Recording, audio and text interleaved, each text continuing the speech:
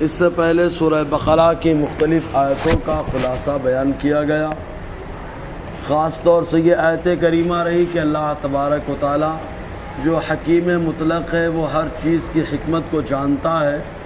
اور اپنے اس کے ہر فعل میں کوئی نہ کوئی حکمت پوشیدہ ہے، تو جب تک وہ چاہتا ہے وہ حکم باقی رکھتا ہے اور جب چاہتا ہے اس کے بعد دوسرا حکم نافذ فرما دیتا ہے، پہلے کو منسوخ فرما دیتا ہے، کیونکہ اللہ تبارک و تعالیٰ نے آسمان و زمین کو بنایا، وہی آسمان و زمین کا مالک ہے جو اتنی قدرت والا ہے۔ آسمان کو ایسے ہی بلند کر دیا بغیر ستونوں کے، اور زمین کو انسان کے ٹھہرنے کے لیے اللہ تعالیٰ نے ایک ٹھکانہ بنا دیا، تو وہ پروردگار عالم ہر چیز کے تعلق سے جانتا ہے کہ کس میں کیا حکمت ہے۔ اللہ تعالیٰ ارشاد فرماتا ہے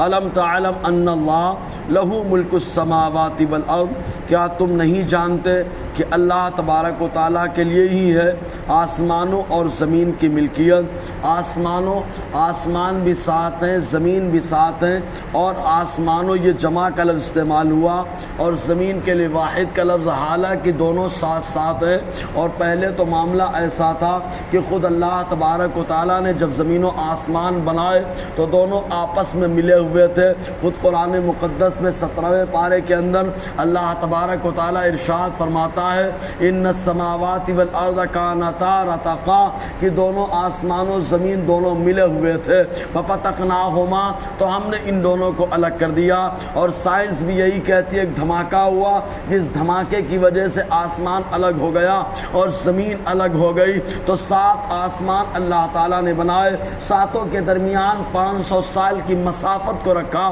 اور اس کے حجم کو بھی اللہ تعالیٰ نے 500 سال کے برابر رکھا۔ یہی وجہ کہ 7 آسمان کے لیے اللہ تعالیٰ نے جمع کا لفظ استعمال کیا، اور 7 زمینیں ہیں، اور ان زمینوں کو اللہ تعالیٰ نے آپس میں ملی جلی اس انداز میں رکھا ہے جیسے پیاز کا چھلکا کہ آپس میں ملا ہوا ہوتا ہے الگ الگ لیکن ملے ہوتے ہیں، اور اسی ملنے کی وجہ سے اللہ تعالیٰ نے زمین کے لیے واحد کا لفظ استعمال کیا۔ رب تعالیٰ ارشاد فرماتا ہے کیا تم نہیں جانتے کہ اللہ کے لیے ہی ہے آسمانوں اور زمین کی ملکیت۔ اللہ تبارک و تعالیٰ ہی زمین و آسمان کا مالک ہے، وہ جسے چاہتا ہے وقتی طور پر مالک بنا دیتا ہے۔ اس کے مالک بنانے سے انسان زمین کا مالک بنتا ہے، اور یہ اس کی ذات میں شرک بھی نہیں ہوتا کیونکہ اس کے بنانے سے آدمی زمین کا مالک بنا ہے۔ تو پروردگار عالم جس چیز کو چاہے، جس چیز کے لیے چاہے قابل بنا سکتا ہے۔ جیسے اللہ تعالیٰ نے انبیاء کرام کو اس قابل بنایا کہ اگر وہ چاہیں تو اللہ تعالیٰ کے کرم سے شفا دے۔ جیسے حضرت عیسیٰ علیہ السلام کا کام اتنا دھمال والا کہ خود عیسیٰ علیہ السلام بیماروں پہ ہاتھ پھیر دے، اللہ تبارک و تعالیٰ جو ہے شفا عطا فرما دے۔ اور اگر مٹی کا کھلونا بنا کر اس میں دم کر دے تو اللہ تبارک و تعالیٰ اس کو اڑنے والا پرندہ بنا دے، جس کا ذکر قرآن میں موجود ہے۔ تو بتانا مقصد یہ ہے کہ اللہ تبارک و تعالیٰ یہ حقیقت میں سب کا مالک ہے، وہ جسے چاہے جیسا چاہے مالک بنا سکتا ہے، وہ جیسا چاہے اختیار والا بنا سکتا ہے، کیونکہ اللہ تبارک و تعالیٰ سب کا مالک ہے، جس کے اندر چاہے جو چاہے خوبی ڈال سکتا ہے۔ آپ دیکھیں انسان کا وجود ہے، خود انسان کا وجود مٹی سے بنا ہے، اس مٹی میں اللہ تعالیٰ نے الگ الگ خوبیاں ڈال دی ہے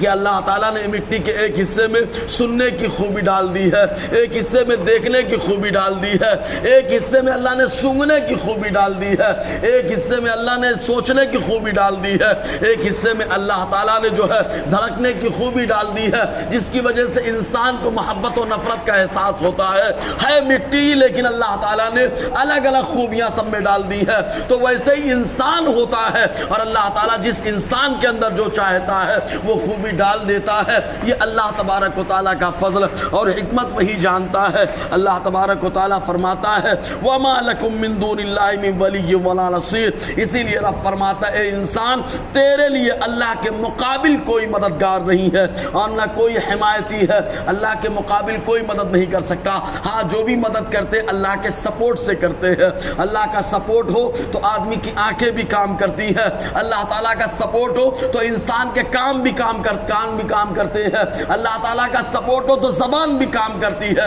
اور اگر اللہ تعالیٰ کا حکم ہو جائے تو کان سننا بند کر دیں گے، آنکھ دیکھنا بند کر دے گی، تو اللہ تعالیٰ کے سپورٹ سے ہی سب کام ہوتا ہے۔ بہرکیف آگے اور گفتگو رہے گی۔ اللہ تعالیٰ ہم سب کو فیضان قرآن، برکات قرآن سے مالا مال فرمائے۔